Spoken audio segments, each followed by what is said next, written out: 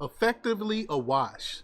Ex-CNN analyst dumps cold water on Kamala Harris being more viable than Biden. Um, in my opinion, Kamala Harris is more incompetent than Joe Biden. Even with Joe Biden's dementia, I think Kamala Harris is the worst. I don't think she's that bright. We all know how she ended up to become vice president. She was a diversity hire. And the only reason she made it in California is because she slept her way to the top. And you don't have to take my word for it. You can go hear from the horse's mouth the guy that said it. And I'm not even going to get into that right now. But we are going to talk about Kamala Harris and her incompetence and how it doesn't matter if you put her or Biden up there, how they're going to lose to Trump. And even the leftists are admitting that. So we're going to play the video clip. We're going to talk about it. But before we get started, go ahead and hit that like button. Share this out so we can get this information out there. Subscribe if you're not already a subscriber. And hit that alarm bell so you know when I'm putting out new stuff. Also, check out my link tree in the description. It has a link to my Patreon. And that's where I talk about things that I can't talk about here. All right, so let's talk about this news. Now, this comes from the Daily Caller's Jason Cohen, and he reports that former CNN political analyst Chris Cillizza said on Friday that Vice President Kamala Harris might not be a more viable candidate than President Joe Biden. And I agree with that assessment. I think she's even worse. Even if you look at the polls, she's polling worse than Biden. But many Americans, including former Democratic Rep. Tim Ryan of Ohio, have suggested Harris should take Biden's place at the top of the Democratic ticket after the president's abysmal June debate performance against former President Donald Trump. Cillizza said on his YouTube channel Friday that Biden and Harris have different strengths and weaknesses that make them about equally suitable to compete against Trump. So let's check this clip out here. Oops. Here we go.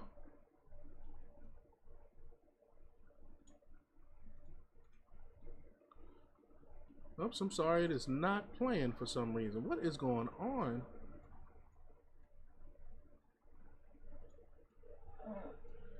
Huh.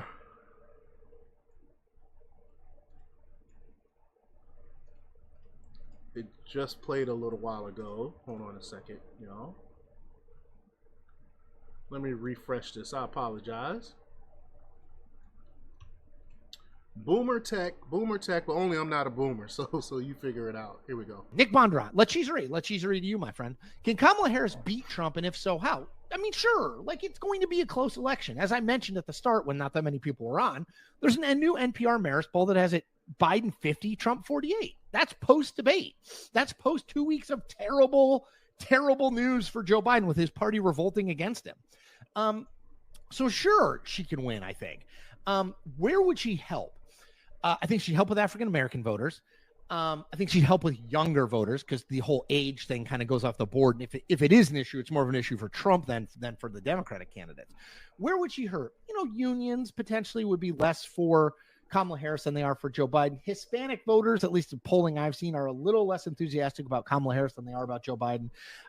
She's less proven, right? I mean, she hasn't been the president of the United States. She hasn't beaten Donald Trump. So, there's that too. But I think it's effectively a wash. She's stronger in some places. She's weaker in some places. I don't, and I guess the argument would be if it is a wash, then just stay with Biden. I just think the age thing is going to be determinative. I could be wrong, but I think the age thing is going to be determinative. It's going to make it so that the whole conversation is a referendum on Biden as opposed to a referendum on Trump. And I think Democrats lose that race.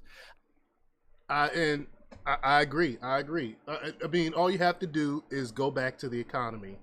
It doesn't matter who you put in there on the Democrat ticket. You can't argue about the economy and how terrible it is and how it is hurting the working class. Trump leads Harris 46.1% to 45% in a head-to-head matchup, according to an average of recent polls calculated by The Hill. Poster Nate Silver described Harris as a lackluster politician and cast doubt on her ability to defeat Trump during a podcast posted to YouTube on Wednesday. He said, quote, I mean, you can think Kamala Harris is a mediocre at best politician, which I do, and she might not be your cup of tea, but it's just a bizarre argument, Silver said. Do you not have the leverage to say, let's agree that Kamala Harris is a less bad option? She is capable of actually prosecuting the case against Trump. You're not lying to the American public about her fitness for office. And you know what? She'll probably lose, but Biden probably going to lose too. So I think that's pretty much the Democrat consensus. It doesn't matter if you got Kamala or Biden up there. They're all preparing to lose against Trump. But y'all let me know what y'all think about this. Leave your comments down below. Like, share, and subscribe. And check out jjthepsychotherapist.com for the latest in news. Until next time, peace.